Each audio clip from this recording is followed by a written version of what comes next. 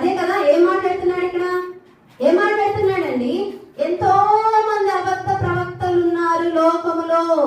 కాకపోతే మీరు చేయవలసింది ఏంటి? మీరేం చేయాలి?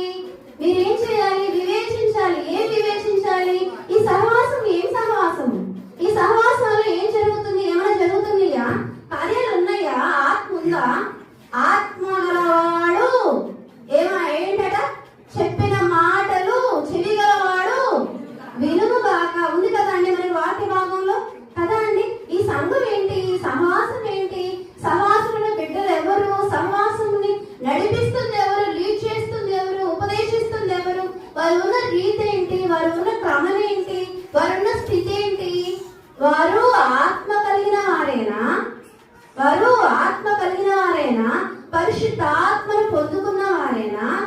వారి జీవితాలను వారు దేవుని కోసం అర్పించుకున్నారా? దేవుని కోసము ఉజ్జీవముతో రగులుతున్నారా? దేవుని కోసము పూర్ణ హృదయముతో, పూర్ణ మనసుతో, పూర్ణ ఆత్మతో ఆయన మీద ఆనుకొని ఆయన కోసమే జీవితం అని ఇదవుతున్నారా అని కూడా మనము వివేచించాలి మన సహవాసం గురించి కదండి. ప్రతి ఆత్మను ఏమన్నారు?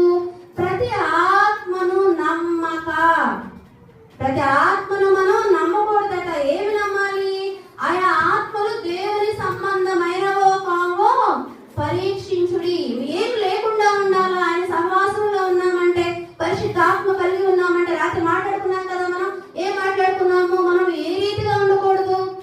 మిథ్యానీయులుగా మనం ఉండకూడదు, అమాలేకీయులుగా మనము ఉండకూడదు. భక్తి కలిగిన వారు అని చెప్పుకుంటూ, విశ్వాసులు అని చెప్పుకుంటూ కదా అండి. భక్తి కలిగిన వారు అని చెప్పుకుంటూ, విశ్వాసం అని చెప్పుకుంటూ, మనం మాట్లాడే మాట, మనం ప్రవర్తించే తీరు, మనం వేసుకునే వస్త్రములు, వస్త్రధారణ, మన భాష, మన ఎవ్రీథింగ్ కూడా ఎలా ఉండాలా?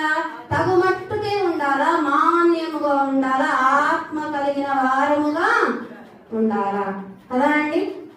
ఆ రీతిగా ఎవరున్నారు ఇక్కడ మనకి? ఎలిజబెత్ గారు ఉన్నారు.